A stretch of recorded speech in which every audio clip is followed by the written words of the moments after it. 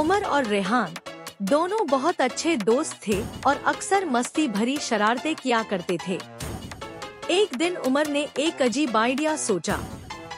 अगर हम कुर्सी से बहुत सारे हीलियम गुब्बारे बांध लें, तो क्या हम उड़ सकते हैं? उमर ने कहा। सच में? ये मजेदार होगा, रेहान ने उत्साहित होकर जवाब दिया।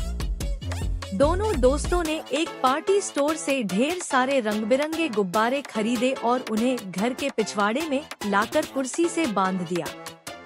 रेहान कुर्सी पर बैठ गया और उमर ने गुब्बारों को छोड़ दिया। कुर्सी धीरे धीरे ऊपर उठने लगी, लेकिन तभी पास के पेड़ की शाखा से कुछ गुब्बारे फूट गए। रेहान सीधे बच्चों के पानी के पूल में जा गिरा। उमर हंसते हंसते उसकी ओर दौड़ा, लेकिन रास्ते में केले के छिलके पर फिसलकर वह भी पूल में गिर गया।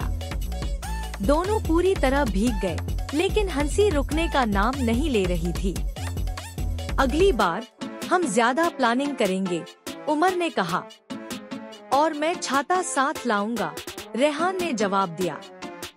दोनों जोर जोर से हंसते हुए अपनी अगली शरारत की योजना बनाने लगे।